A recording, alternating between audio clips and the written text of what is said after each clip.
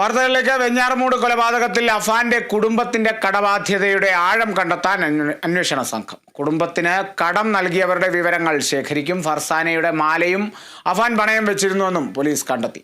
കേസിൽ ഉമ്മ ഷെമിയുടെ മൊഴി ഇന്ന് രേഖപ്പെടുത്തും. വിവരങ്ങളുമായി വിനയ രാജ് ചേരുന്നു. വിനയ, ഈ ഒരു കടത്തിന്റെ ആഴം അല്ലെങ്കിൽ ഈ ഒരു കടബാധ്യതയുടെ ആഴം അത്രത്തോളം വലുതായിരുന്നു എന്നാണ് നിലവിൽ പ്രതി അഫാൻ അടക്കം അന്വേഷണ സംഘത്തോട് പറഞ്ഞിരിക്കുന്നത്. എന്തായാലും ഇതിനൊരു വ്യക്തത വരുത്താൻ ഒരുങ്ങിയിരിക്കുകയാണ് അന്വേഷണ സംഘം എന്ന് തന്നെ പറയാം, അല്ലേ?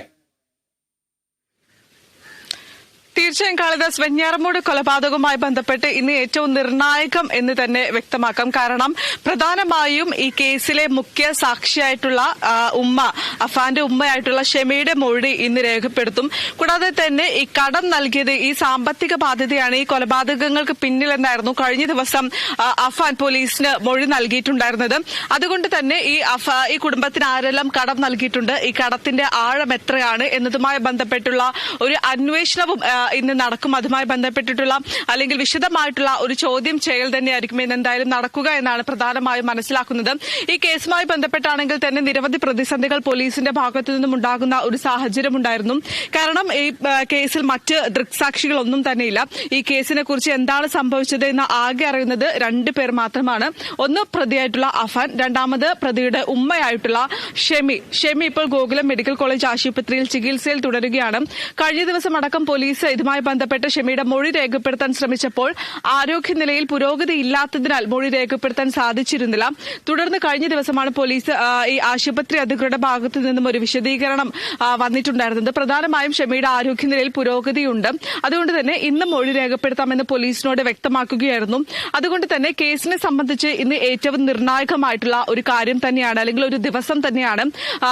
ഷെമിയുടെ മൊഴി ഇന്ന് പോലീസ് രേഖപ്പെടുത്തുമെന്നാണ് മനസ്സിലാക്കുന്നത്.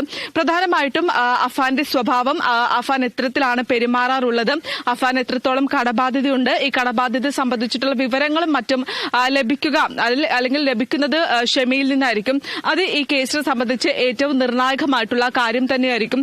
പ്രധാനമായും കഴിഞ്ഞ ദിവസങ്ങളിലടക്കം തന്നെ അഫാൻ പോലീസിന് നൽകിയ മൊഴി അനുസരിച്ച് കടബാധ്യത തന്നെയാണ് ഈ കൊലപാതകങ്ങൾക്ക് പിന്നിലെന്ന് വ്യക്തമാക്കിയിട്ടുണ്ടായിരുന്നു.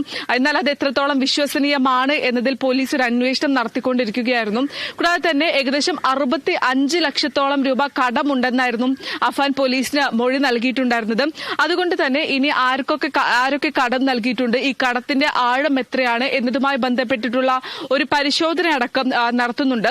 കൂടാതെ തന്നെ ഫർസാന, അതായത് അഫാന്റെ പ്രണയിനിയായിട്ടുള്ള ഫർസാനയുടെ കയ്യിൽ നിന്നും സ്വർണം വാങ്ങി പണയം വെച്ചിട്ടുണ്ട്, പകരം മുക്കുവണ്ട നൽകിയിട്ടുണ്ട്.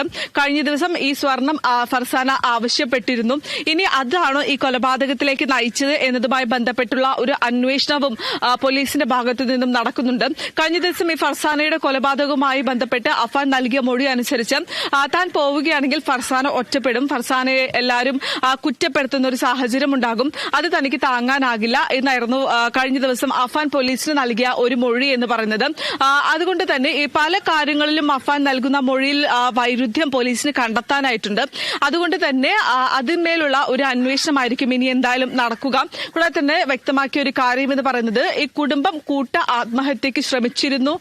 ഈ ആത്മഹത്യ അല്ലെങ്കിൽ ഈ കൊലപാതകം ഉറപ്പിക്കാൻ വേണ്ടിയാണ്, അല്ലെങ്കിൽ ഈ ആത്മഹത്യ ഉറപ്പിക്കാൻ വേണ്ടിയാണ് ഈ ഒരു കൊലപാതകം നടത്തിയത് എന്നും അഫാൻ വ്യക്തമാക്കുന്ന ഒരു സാഹചര്യം ഉണ്ടായിരുന്നു. അതുകൊണ്ട് തന്നെ ഈ ആത്മഹത്യക്ക് ശ്രമിച്ചിരുന്ന ഈ കുടുംബം എന്നതുമായി ബന്ധപ്പെട്ടുള്ള ഒരു അന്വേഷണവും നടക്കും. കാളിദാസ്, ശരി.